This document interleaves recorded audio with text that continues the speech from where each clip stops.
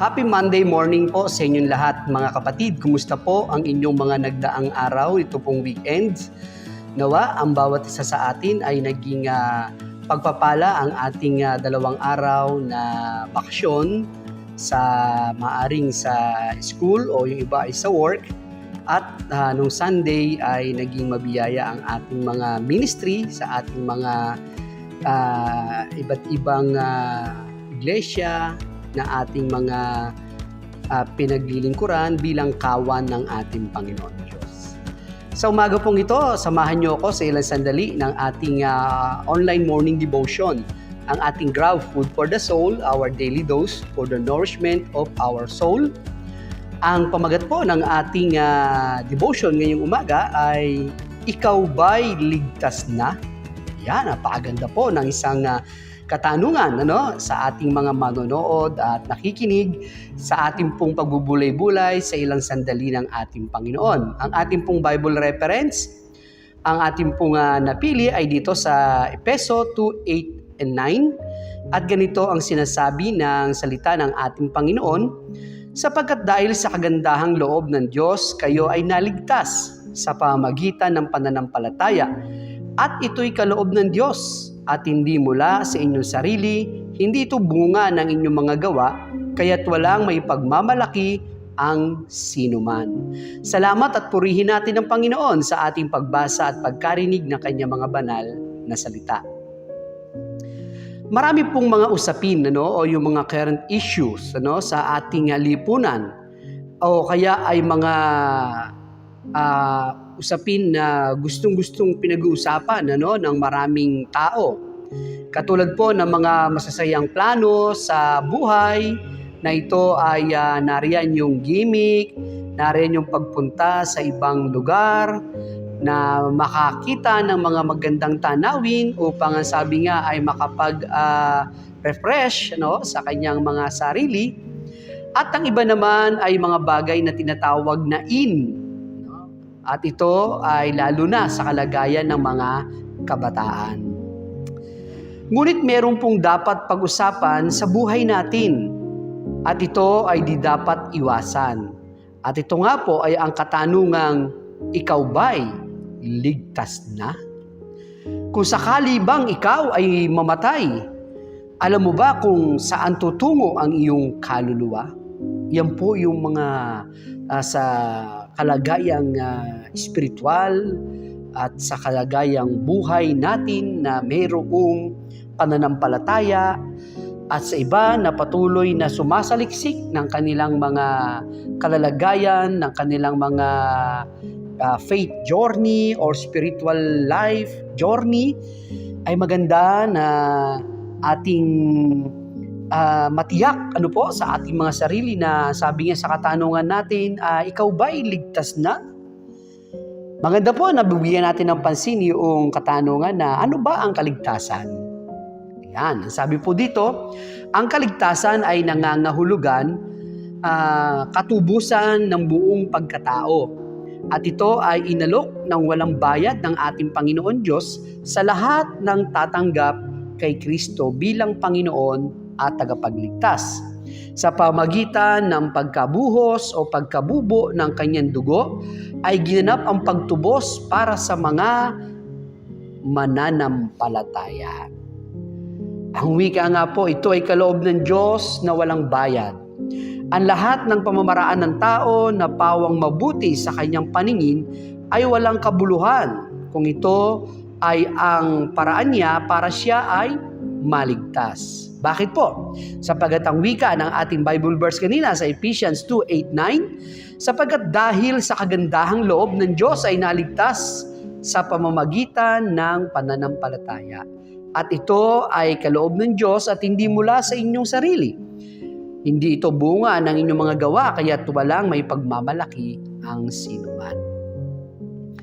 Ito'y walang hanggang buhay sa piling ng Ama sa pamamagitan ni Kristo. Sabi nga po sa Juan 14:6, sumagot si Jesus, "Ako ang daan, ang katotohanan at ang buhay. Walang makapupunta sa Ama kundi sa pamamagitan ko." Si Kristo lamang ang daan, katotohanan at buhay tungo sa Ama.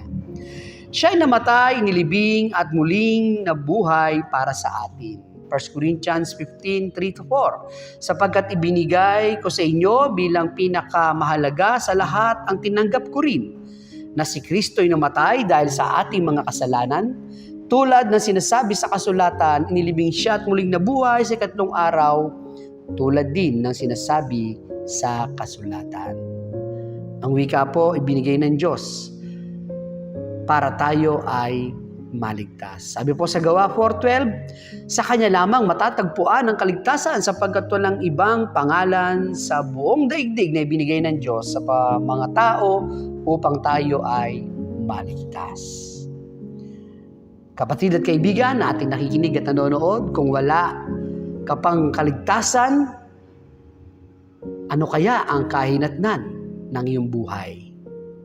Ang sabi po sa mga sumusunod na ating pagbubulay-bulayan, dahil ang tao ay paong makasalanan, Romans 3:23, sapagkat ang lahat ay nagkasala at walang sinumang nakaabot sa kaluwalhatian ng Diyos. At walang kakayang iligtas ang kanyang sarili, ang kanyang bahagi ay sa dagat-dagatang apoy at asupre. Sabi po sa Pahayag 21:8, subalit para naman sa mga duwag, mga taksil, gumagawa ng kasuklam-suklam na bagay, mga mamamatay tao, mga nakikiapid, mga mangkukulam, mga sumasamba sa Diyos-Diyosan, at sa lahat ng mga sinungaling, ay magiging bahagi nila'y sa lawa na nagliliyab na apoy at asupre. Ito ang pangalawang kamatayan. Nakalulungkot mga kapatid, nakalulungkot sa kalagayan ng buhay ng isang tao.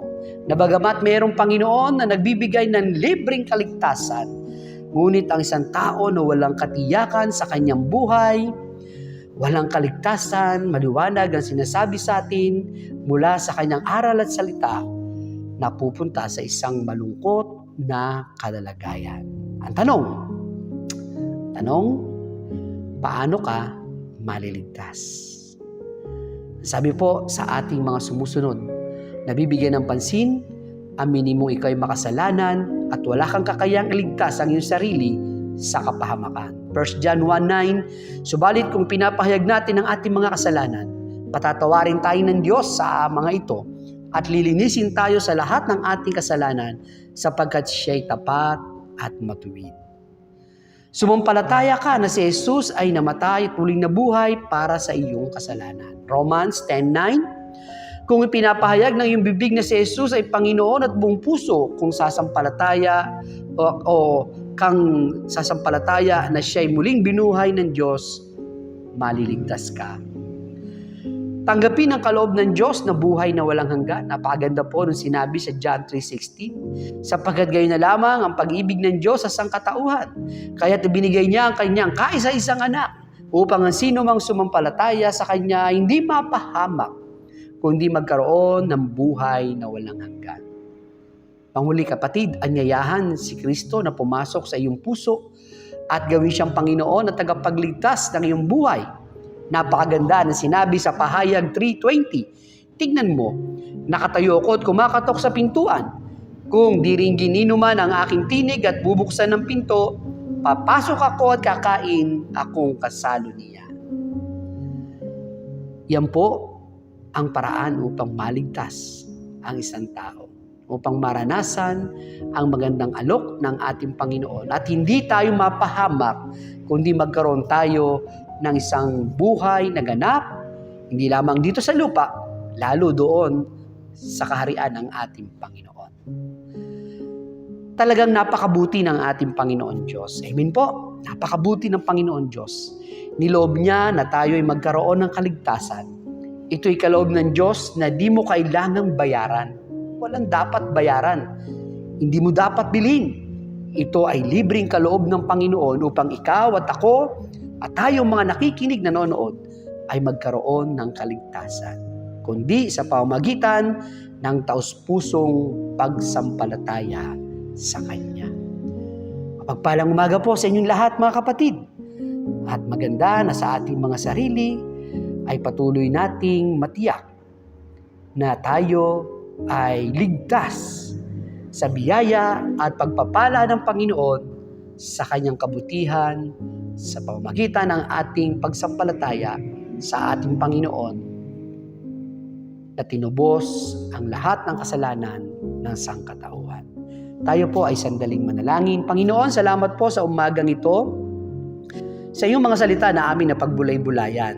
Nais po namin, Panginoon, na magkaroon ng kaligtasan at salamat sa mga iyong mga salita na aming napakinggan at dalangin namin, Panginoon Diyos, sa iyo pong kaluwalhatian, karangalan, ang mga taong naliligaw at naghahanap ng kaayusan ng buhay ay masumpungan ikaw, aming Panginoon, na hindi naman napakahirap hanapin sapagkat lagi ka nag-aanyaya sa buhay ng bawat isa. Lord, dalangin ko po ang buong araw na ito sa iyo pong mapagpalang pangunguna sa amin na i-bless mo ang aming mga buhay, Panginoon, ang aming pagpasok sa trabaho, pagpasok sa school, mga kapatid na may mga karamdaman, iyo pong loloobin, Panginoon, na sa buong araw na ito ay maranasan namin ang iyong masaganang basbas at pagpapala sa buhay namin. Sa pangalan ni Kristo Jesus na aming Panginoon at tagapagligtas. Amen. Papuri at pasasalamat po sa ating Panginoon. Salamat po sa inyong pagsama sa akin. A friendly reminder po sa bawat isa. Be Christ-like in your workplace today. Humayo po tayo at maglingkod.